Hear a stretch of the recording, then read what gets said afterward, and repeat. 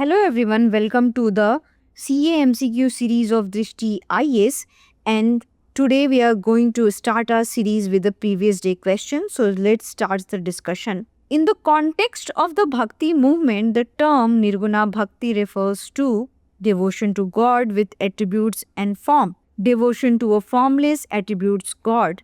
Rituals offering in temples, worship of nature and elements. And the answer is B. The Bhakti movement in India evolved as a major spiritual reform movement between 7th and 17th century, emphasizing love and devotion, bhakti, towards a personal God. This movement broadly manifested in two philosophical streams. Saguna Bhakti, worship of a personal God with a form and attributes like Rama, Krishna, Vishnu, Shiva. It includes saints like Tulsidas, Surdas, Mirabai, Chaitanya, Mahaprabhu. Now, Nirguna Bhakti, devotion to a formless attributes, all pervading God, transcending caste, creed, and ritualism. Nirguna saint like Kabir, Guru Nanak, Ravidas, the Dayal advocated social equality and formless devotion. Hence, option B is the correct answer. As you guys already know that Drishti IAS is in Noida, and we have launched ISGS Foundation course, which has prelims plus mains course offline batch, and the classes will begin for English medium 7th May, for Hindi medium 29th April. So if you want to enroll into the classes, you can call us on 87501. Coming to the question 1. Consider the following organizations, bodies in India: National Commission for Backward Classes, National Human Rights Commission, Law Commission of India, Election Commission of India. How many of the above are constitutional bodies? Only 1, only 2, only 3, only 4, and the answer is B. National Commission for Backward Classes is a constitutional body. It was initially a statutory body but was granted constitutional status in 2018 by the 102nd Constitutional Amendment Act 2018. It is now governed under Article 338B. National Human Rights Commission is a statutory body. It was established under the Protection of Human Rights Act 1993 and is not mentioned in the Constitution. Law Commission of India is non-constitutional, non-statutory body. It is an executive body constituted by the government from time to time, hence not a constitutional body. Election Commission of India is a constitutional body established under Article 324 of the Constitution of India. It is a constitutional authority for conducting election. Hence, option B is the correct answer. Coming to the question 2. Which of the following best defines inflation? It is a reduction in product size or quantity while price remains the same. It is a gradual loss of purchasing power due to general rise in price over time. It is a decline in the general price level of goods and services. It is a decrease in the rate of rising price. And the answer is B. Inflation refers to the sustained rise in general price level of goods and services in an economy over a period of time, leading to a decline in the real value of money or purchasing power. As prices increase, the same amount of money buys fewer goods and services than before.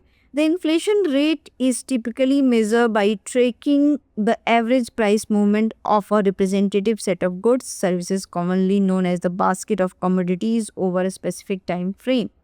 Usually 1 year, when inflation is high, it indicates that prices are escalating quickly, whereas low inflation reflects a more gradual or modest pace of price increases. Hence, option B is the correct answer. Coming to the question 3. Consider the following statement regarding the human circulatory system. Arteries always carry oxygenated blood. The pulmonary vein carries oxygenated blood from the lungs to the heart. Veins have valves to prevent backflow of blood. Which of the statement given above is are correct? 1 and 2 only, 2 and 3 only, 1 and 3 only, 1, 2 and 3. And the answer is B. The human circulatory system, cardiovascular system, is a network of organs and blood vessels responsible for pumping blood throughout the body. It delivers oxygen and nutrients in tissues while removing waste products, ensuring proper bodily function. Blood vessels form a network for blood circulation and include arteries, veins, capillaries. Arteries generally carry oxygenated blood from the heart, various body parts. However, pulmonary artery is an exception as it carries deoxygenated blood from the heart to the lungs for oxygenation. Hence, statement 1 is not correct. Unlike other veins, the pulmonary vein carries oxygenated blood from the lungs to the left atrium of the heart. Hence, statement 2 is correct. Veins transport blood towards the heart and have valves to ensure unidirectional blood flow. These valves prevent the backflow of the blood, specifically in the lower extremities where gravity can cause pooling. Hence, statement 3 is correct. So, the option B is the correct answer. Coming to the question 4, consider the following taxes: stamp duty on bills of exchange, taxes on the sale of newspaper. Which of the taxes given above are levied by the central government but collected and appropriated by the state government? 1 only, 2 only, both 1 and 2, neither 1 nor 2, and the answer is A. Stamp duty on bills of exchange is levied by the union government but collected and appropriated by the concerned state government as per Article 268 of the Indian Constitution. In India, taxes on the sale or purchase of newspapers and on advertisement published therein are levied and collected by the union government, but the net proceeds are assigned to the states as per Article 269 of the Indian Constitution. Hence, option A is the correct answer. Coming to the question 5, consider the following statement. India's electric vehicle targets aim to promote electric mobile by 2030, including 80% of the two-wheelers and three-wheelers and 30% of the private cars. Statement 2, achieving these targets can help boost economic activity, reduce air pollution, and improve energy security. Which one of the following is correct in respect to the above statement? Both statement 1 and 2 are correct, and statement 2 is the correct explanation of statement 1. Both statement 1 and statement 2 are correct. Statement 2 is not the correct explanation of statement 1.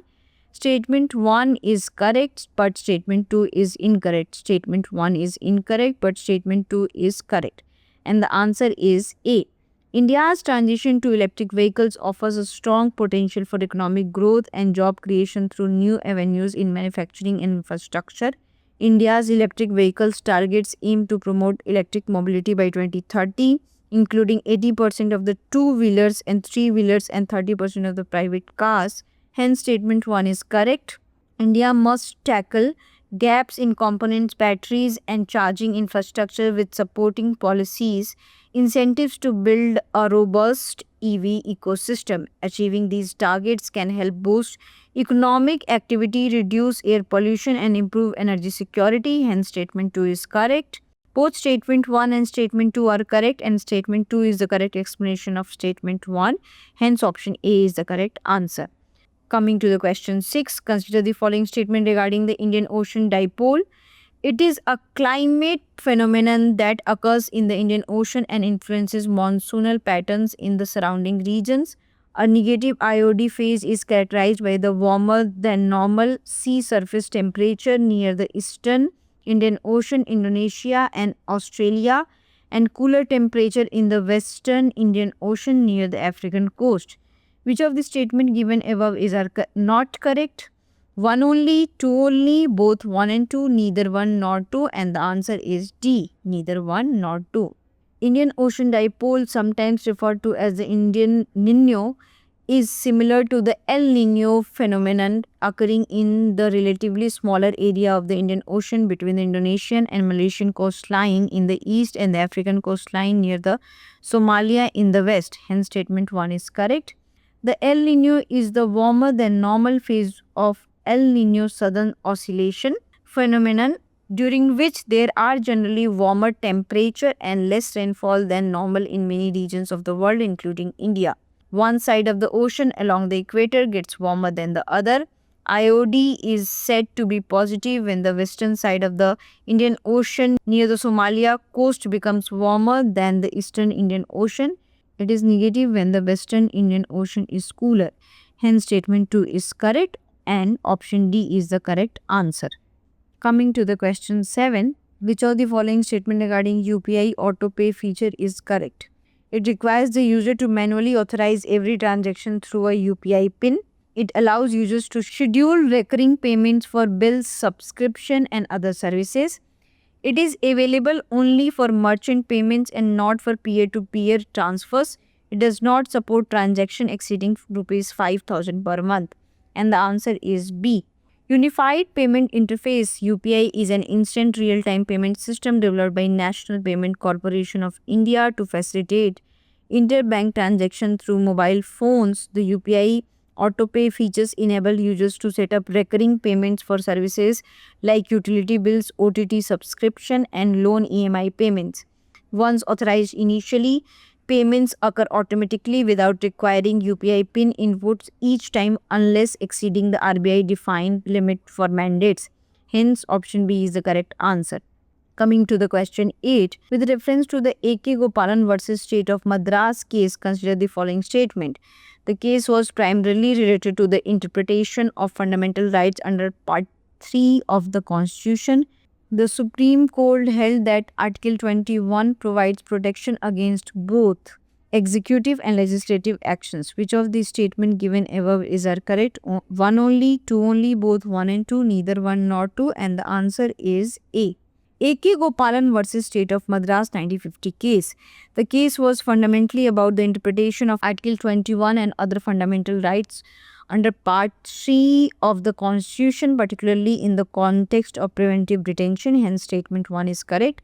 The Supreme Court held that Article 21 only protects against arbitrary executive action and not legislative action. Hence, statement 2 is not correct. This means that state can make a law depriving a person of life or liberty as long as the procedure is followed. It is valid even if the law itself is unfair. Hence, option A is the correct answer. Coming to the question 9, consider the following statement. Part 16 of the Constitution deals with the reservation of seats for SCs and STs in the Parliament and state legislatures. The Constitution's 77th Amendment Act 1995 inserted Article 16(4)(a) to enable reservation in promotion for SCs and STs. The Constitution of India provides for reservation of seats for SCs and STs in Panchayati Raj institutions and municipalities. How many of the above statements are correct? Only 1, only 2, all 3, none. And the answer is C. Part 16 pertains to the special provision for SCs, STs, and other backward classes, including reservation in legislature. Hence, statement 1 is correct. Article 15(4) and Article 16(4) empower the state to make special provision for the advancement of SCs, STs, including reservation in educational institutions and public employment. The Constitution's 77th Amendment Act 1995 inserted Article 16(4)(a) to enable reservation in promotion for SCs and STs. Hence, statement 2 is correct. Article 330 and 332 provide specific representation through reservation of seats and SCs and STs in Parliament and the State Legislative Assembly respectively. The Constitution of India provides for reservation of seats for SCs, STs in Panchayati Raj institutions and municipalities. Hence, statement 3 is correct. Hence, option 3 is the correct answer. Coming to the question 10. Match the following fuel gases with their major components. Liquefied petroleum gas, methane. Compressed natural gas, butane and propane. Biogas, hydrogen and carbon monoxide. Producer gas, methane and carbon dioxide. Select the correct match using the code given below. A2B1C4D3, A1B2C3D4, A4B3C2D1, A2B3C1D4, and the answer is A, A2B1C4D3. So, liquefied petroleum gas is a mixture of hydrocarbons, mainly butane C4H10 and propane C3H8. It is used for cooking, heating and vehicle fuel. Compressed natural gas consists mainly of methane CH4, which is the cleanest burning hydrocarbon. It is used as an alternative fuel for vehicles due to its lower emissions. Biogas is produced from anaerobic digestion of organic waste. It contains methane CH4 and carbon dioxide CO2 in significant amounts. It is used for electricity generation, cooking and heating. Producer gas is obtained by the partial combustion of coal, wood, biomass in limited oxygen. It consists mainly of hydrogen H2 and carbon monoxide CO. It is used in industrial furnaces and a fuel for power generation. Hence, option A is the correct answer. Coming to the practice question. Consider the following statement regarding the Samarth Incubation Program. The program is implemented by the Center for Development of Telematics CODOT in collaboration with the Software Technology Parks of India. It aims to support DPIIT recognized startups working on emerging technology like 5G, 6G, AI, IoT, quantum technologies, and cybersecurity. Which of the statement given above is are correct? One only, two only, both one and two, neither one nor two. So kindly answer into the comment section. Thank you. Have a nice day.